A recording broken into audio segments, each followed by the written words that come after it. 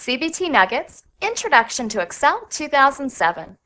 Whether this is your very first time to Microsoft Excel or you've been using it for years, you are going to see a different interface. Our goal here is to tour Excel 2007. We are going to start off with the ribbon here because we want to make sure that all of those tools that used to be in the menus are easily accessible and easily found. We also are going to take a look at the Office button. Your typical save and print tools aren't right there on that ribbon, believe it or not. They're in a new item called the Office button. We have overall the same looking grid, our cells, A, B, C, D, etc., and our rows are the same, but we do have more of them now in Excel 2007, and there are, of course, a few other little tweaks in the interface. Something that's definitely new in Excel 2007 is the default file type. When you save Excel, it now saves as a .xlsx file, which isn't compatible with Excel 2003 or other versions of Excel. So we'll talk about these new file types here within Excel 2007. Let's go ahead and get started and launch Microsoft Excel. It's here right in the front of my Start menu, but of course you might have to navigate through it via your All Programs to your Microsoft Office directory there in your Start menu. So here we have it. Of course, we have our typical grid area, all of our column headers at top, our row headers here at the left, our sheets at the bottom. This hasn't changed a bit. But you probably noticed right off, we do have this ribbon now at the top of the window. It's pretty easy to use, of course. You simply click the tab and it reveals the various tools that you have that are related to the tab. The Home tab.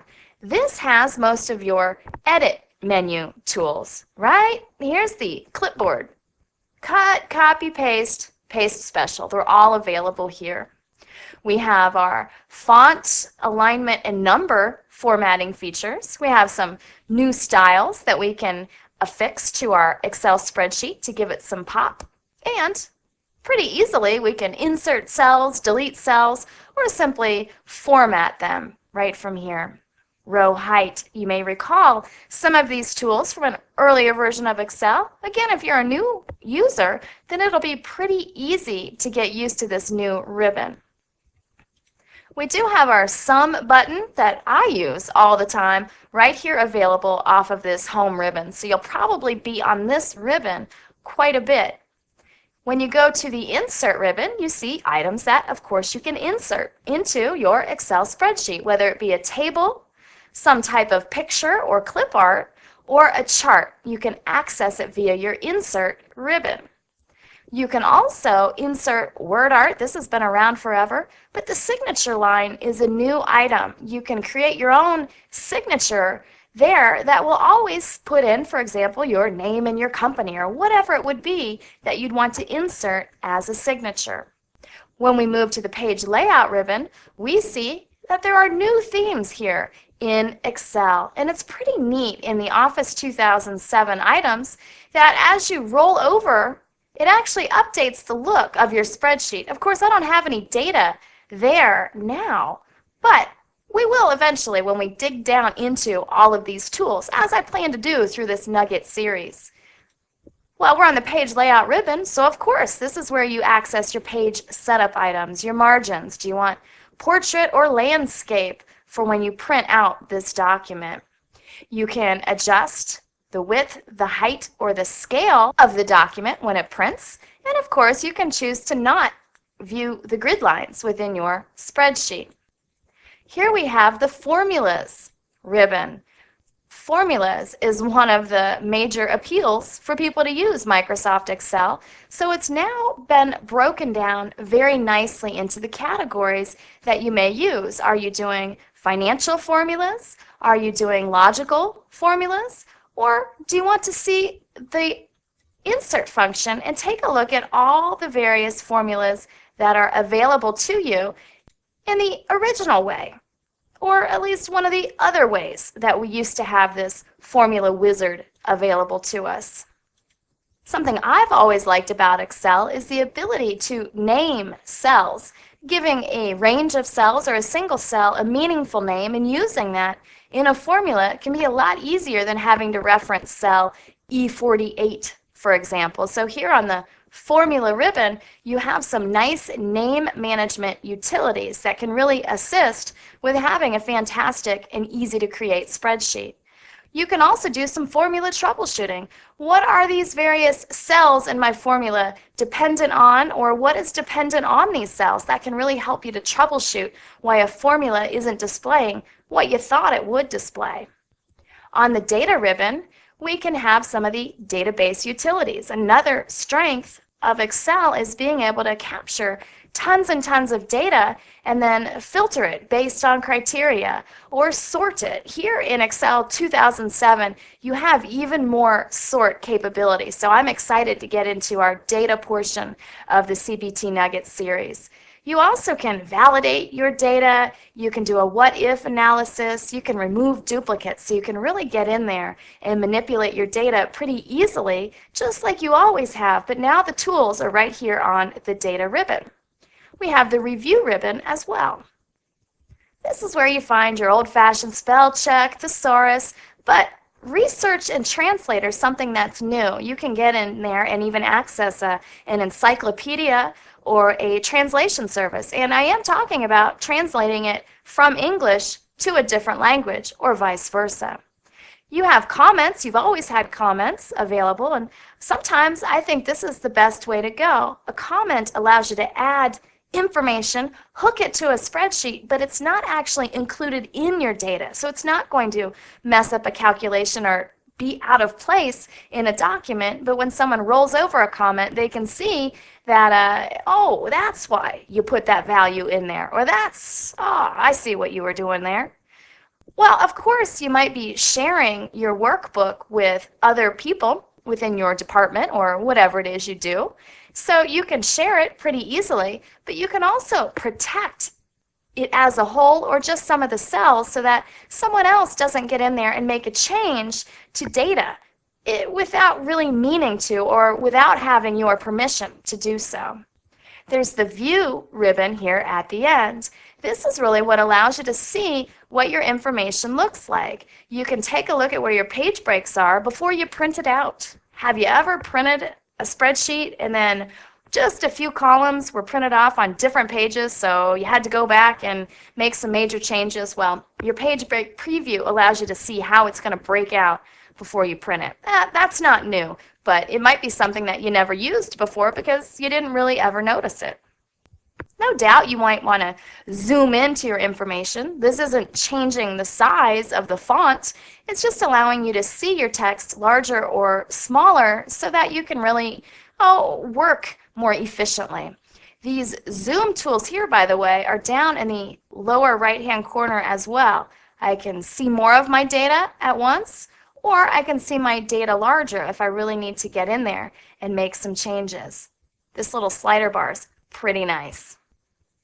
The freeze pane functionality is available. It's been available always, and this allows you to make maybe a column header frozen on your screen so that as you're scrolling down below 17, you don't lose all of your column headers, so the data still makes sense to you. And of course, you do still have macros here in Excel. If you realize that this ribbon is just taking up too much real estate on your screen, you can always double-click a tab at the top, like View, and it removes it from view. Now I have a few more extra rows visible to me. If I just want to bring it back to make a quick selection, maybe I want to change my font, you can click the ribbon once. Notice it's just overlaying that because row number 1 and 2 are gone. So I could make the quick little selection, get back into work, it disappears from view. But if you did want to bring it back for good, you could double click on it again, and that will stick it there at the top. You can, of course, right click here, and it allows you to see that you could minimize your ribbon. We know we've been using computers for a while. We used to not have as much right click functionality. It was pretty new to us about oh, probably about 10 years ago. But now I think a lot of people are used to just right-clicking on anything to see what it is that you can do with it.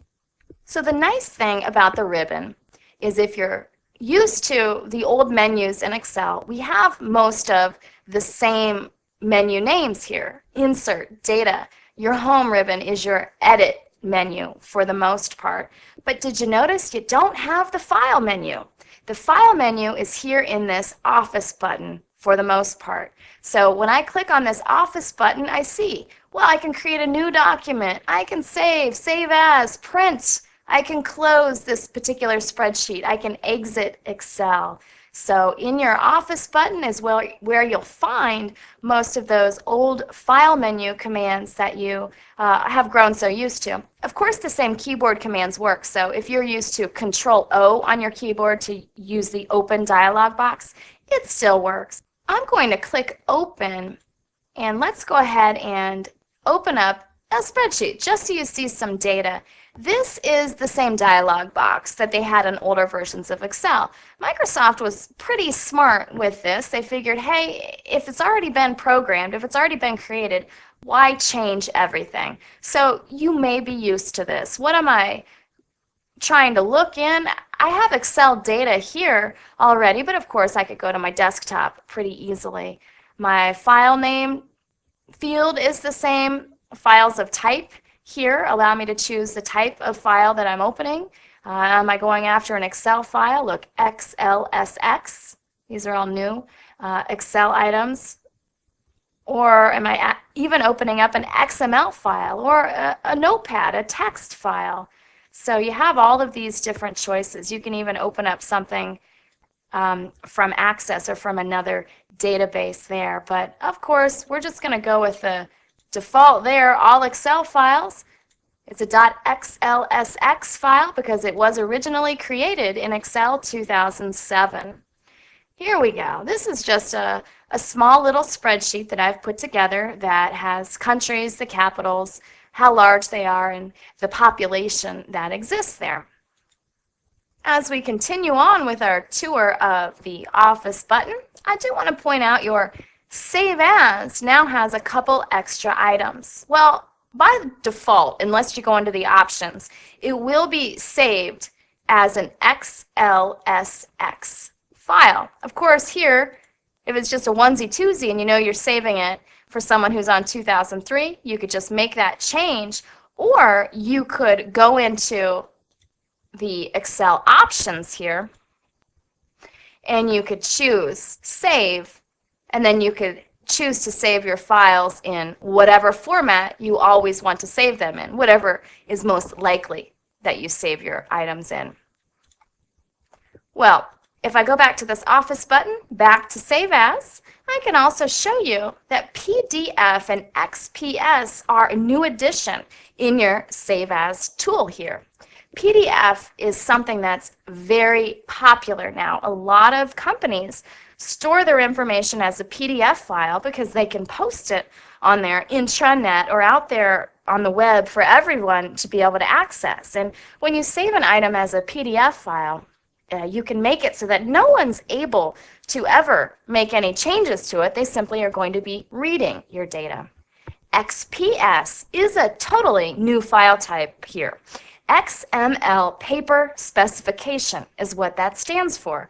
What this does, similar to PDF, is that it preserves your document for formatting, and it does enable sharing, but you can save it as a read-only. So if you're dealing with Microsoft users, then you might want to use XPS. If you're dealing with the world at large, you might want to use a PDF file. You do need to know XPS can only be read by people who have installed the XPS viewer, which of course is something that they can download from Microsoft's Office website.